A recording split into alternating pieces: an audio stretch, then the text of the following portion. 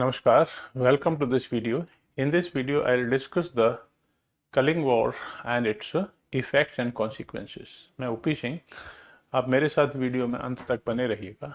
इस वीडियो में हम कलिंग युद्ध जो कि 261 बीसी में लड़ा गया था, तो यह युद्ध 261 बीसी में कलिंग की जनता और अशोक के बीच में लड़ा गया था। Who was Ashoka? अशोक एक मौर्य सम्राट था और वह कलिंग यानी उड़ीसा को अपने साम्राज्य में वापस लाना चाहता था। कलिंग के निवासियों ने अशोक के खिलाफ विद्रोह किया था।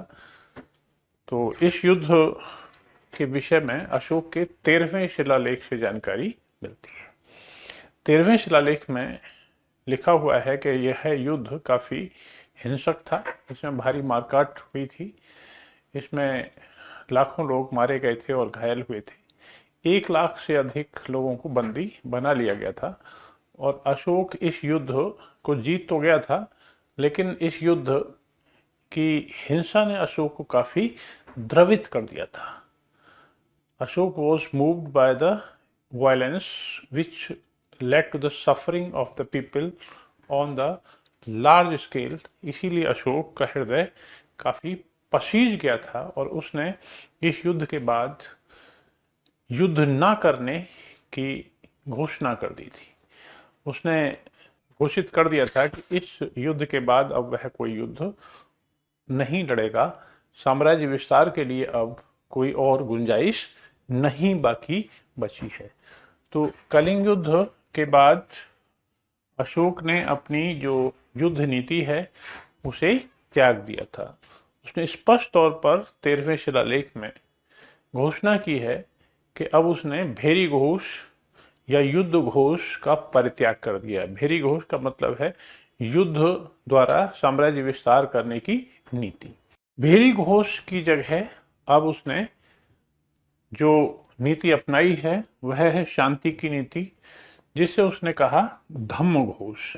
घोष मीन्स ध्वनि, साउंड। अब तक युद्ध के नगाड़ों की आवाज सुनाई देती थी, अब धम्म की आवाज सुनाई देगी। धम्म का अर्थ है शांति, धम्म का अर्थ है अहिंसा, धम्म का अर्थ है सबके साथ मिलकर चलने की नीति। इसका मतलब है कि अशोक 261 बीसी में कलिंग युद्ध के बाद शांतिवादी हो गया था। तो कलिंग युद्ध के संक्षिप्त परिचय के बाद हम देखते हैं कि अशोक के जीवन के ऊपर उसका क्या प्रभाव पड़ा था। तो पहला प्रभाव तो यही हो जाएगा कि अशोक ने धम्म घोष की नीति को अपना लिया था। पहला प्रभाव ये है। दूसरा प्रभाव उसका ये होगा कि धम्म घोष की नीति एक तरह से विदेश नीति पर प्रभावकारी थी। विदेश नीति अशोक की साम्राज्य विस्तार की रही थी पहले, और मौर्यों की रही थी। जब से मौर्यों ने शासन संभाला था, उनका साम्राज्य का विस्तार काफी फैल गया था, तो अशोक ने उस पर एक तरह से पूर्ण विराम लगा दिया। इसका अर्थ है कि जो पड़ोसी राज्य थे, जो अभी भी मौर्य साम्राज्य के हिस्से नहीं थे, उन पड़ोसी राज्यों को अब चिंता करने की आवश्यकता नहीं है। इसका अर्थ है कि 13वें शिलालेख में ही अशोक ने उन पड़ोसी राज्यों का उल्लेख किया है। 13वें शिलालेख में उन पड़ोसी राज्यों में दक्षिण भारत के 4 राज्य थे, चोल, पांड्य, चेर और दक्षिण में ही स्थित ताम्रपर्णी। ताम्रपर्णी श्रीलंका को कहते थे। तो इन चारों राज्यों में उसने अपने धम्म मिशन भेजे, उसने शांति मिशन भेजे, यानी दूत मंडल भेजे। दूत मंडलों का आदान प्रदान अच्छे मधुर संबंध स्थापित करने के लिए किया जाने लगा था, और इन क्षेत्रों में अब सेनाएं भेजने का कोई अर्थ नहीं था। कलिंग युद्ध जीतने के बाद अशोक ने कलिंग को साम्राज्य में तो मिला लिया, लेकिन उसने अन्य क्षेत्रों में अपनी जो विजय की जो नीति थी उसको त्याग दिया। उसी को आगे बढ़ाते हुए उसने जो पश्चिम एशिया में यूनानी साम्राज्य था, पश्चिम एशिया में यूनानियों के 5 राज्य थे, उन सब में भी उसने धम्म मिशन भेजे थे। और उन मिशनों का क्या प्रभाव पड़ा ये हमें कोई जानकारी नहीं मिलती। इसी नीति का अवगुण करते हुए अशोक ने साम्राज्य के अंदर जो स्थापित बहुत सारी स्वशासी जातियां थीं, उन सबको एक तरह से अभय दान दे दिया था कि वो स्वायत्त शासी रह सकते हैं। वे जो हैं एक तरह से ऑटोनॉमस अपनी एग्जिस्टेंस साम्राज्य के अंदर रख सकते हैं। इसमें बहुत सारी जातियां थीं, जैसे यवन, गांधार, काम्बोज, भोज, पैतनिक, आंध्रा आदि। तो इन जातियों को भी उसने अभयदान दे दिया था। मौर्य साम्राज्य एक तरह से हम देखें तो अब शांतिवादी हो गया था। अशोक के व्यक्तिगत जीवन पर उसका एक बहुत गहरा असर पड़ा। अशोक ने शांति की नीति अपना ली और अहिंसा की नीति भी अपना ली। व्यक्तिगत रूप से वह बौद्ध हो गया था। इसी लेख में, जो 13वां शिलालेख है, उसी में लिखा हुआ है कि उसने बौद्ध धर्म अपना लिया। 2.5 वर्ष तक वह एक उपासक रहा, यानी सामान्य बौद्ध। और 2.5 वर्ष के बाद, कलिंग युद्ध के 2.5 वर्ष बाद, उसने एक बौद्ध भिक्षु का वेश धारण कर लिया था। इस तरह से कलिंग युद्ध के बाद उसने बौद्ध धर्म के प्रगति के लिए काफी प्रयास किए थे। अहिंसा और शांतिवादी नीति का प्रभाव यह भी पड़ा कि अशोक की जो सेना थी, जिसका युद्ध में खर्चा काफी ज्यादा बैठता था, अब वो खर्चा काफी घट गया होगा। और उसका प्रभाव ये हुआ कि राज्य के कल्याणकारी स्वरूप को उसने और ज्यादा प्रभावित किया, कल्याणकारी स्वरूप को उसने और ज्यादा बढ़ावा दिया। जन कल्याण की बहुत सारी योजनाओं को उसने लागू किया। कुएं खुदवाए, वृक्ष लगवाए, छायादार, लोगों के लिए औषधियों की व्यवस्था की। न केवल जनता के लिए बल्कि पशुओं के लिए भी औषधालय खोले गए। और गरीबों को, यानी जो जरूरतमंद लोग थे, उनको राहत भी बांटी जाने लगी थी। मौर्य साम्राज्य में उसका एक बहुत ही महत्वपूर्ण पहलू यह है कि अकालों के दौरान राहत बांटने का एक प्रावधान किया जाता था। तो जो युद्ध में खर्चा बचा, युद्ध न लड़ने पर जो खर्चा बचा, उस खर्चे का प्रयोग करके अशोक ने अपने साम्राज्य की जो नीति है उसको एक सकारात्मक या रचनात्मक दिशा में उसको मोड़ दिया। और इस तरह से जनता को उससे काफी राहत मिली होगी। अशोक इसके बाद एक रिफॉर्मर भी हो गया। अशोक एक सुधारक भी हो गया। उसने शासन में सुधार भी किए। अशोक के लेखों में एक जगह मिलता है कि उसने अपने कुछ अधिकारियों का ट्रांसफर, यानी उनका स्थानांतरण, हर 3 वर्ष के बाद या 5 वर्ष के बाद किया वो करता था।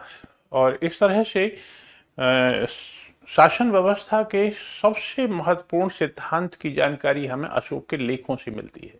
हम सब लोग जानते हैं, हम सभी लोग जानते हैं कि शासन में अगर व्यवस्था रखनी है तो अधिकारियों का ट्रांसफर कुछ अंतराल के बाद करना आवश्यक हो जाता है, नहीं तो अधिकारी काफी शक्तिशाली हो जाते हैं, स्थानीय स्तर पर अपना संबंध स्थापित कर लेते हैं और राज्य को चुनौती देने लगते हैं, जनता का भी शोषण करते हैं।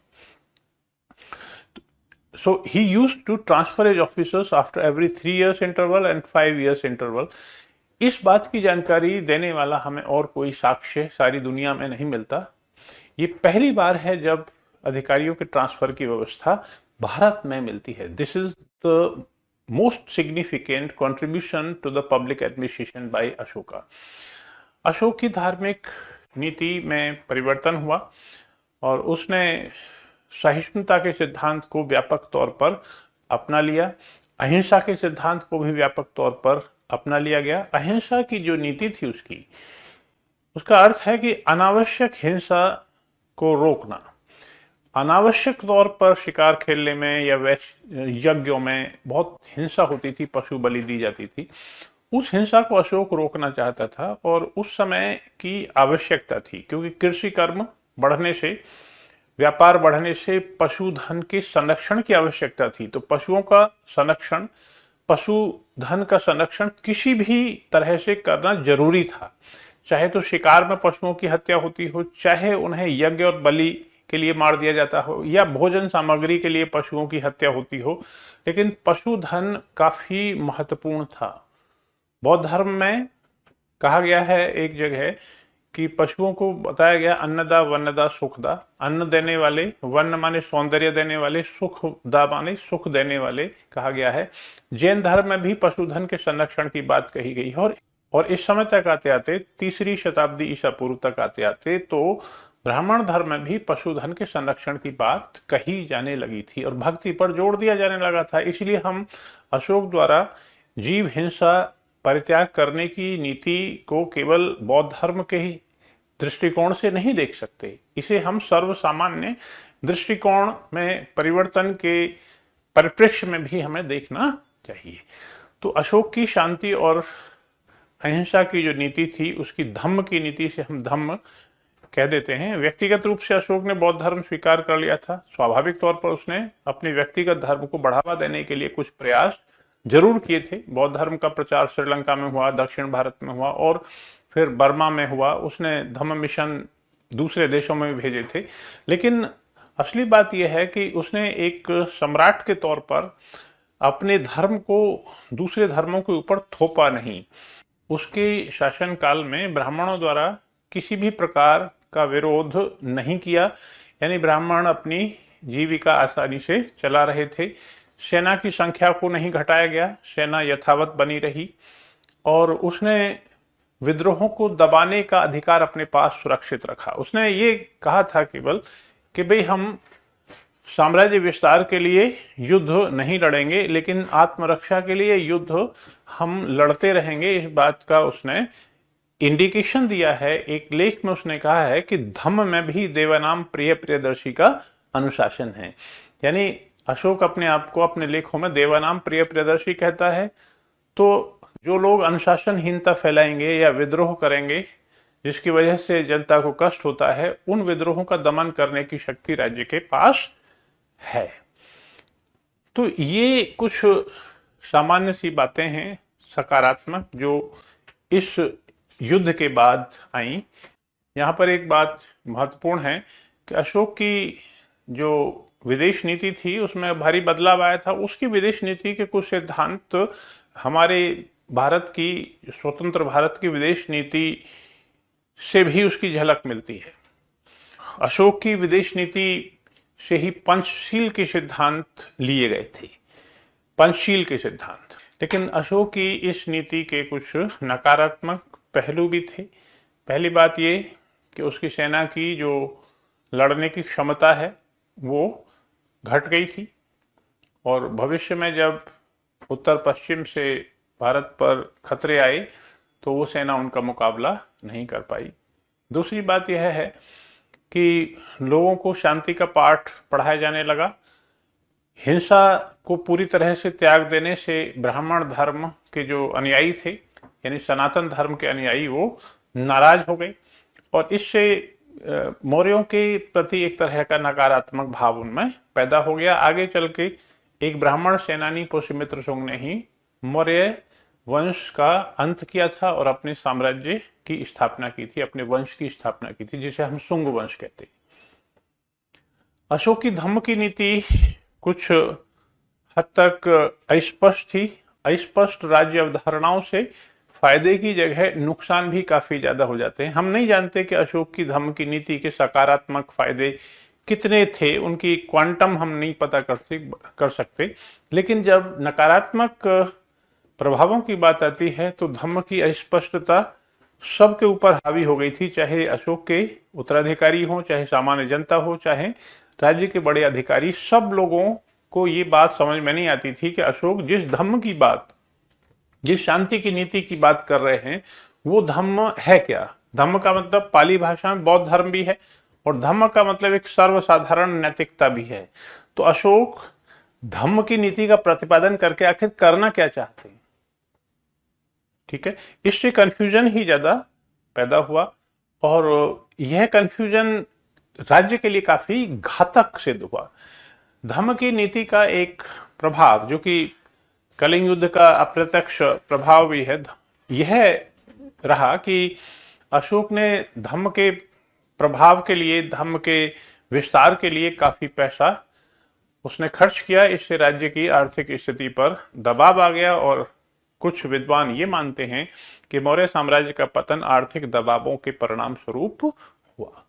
तो ये कुछ नकारात्मक पहलू हैं धम्म की नीति के, जो कि कलिंग युद्ध का अप्रत्यक्ष प्रभाव था। आपको वीडियो कैसा लगा आप कमेंट बॉक्स में जरूर लिखें। वीडियो को लाइक शेयर करें और चैनल को सब्सक्राइब करना भी न भूलें। With this, I come to conclude this video. Thank you for watching this video. Thank you very much. Take care.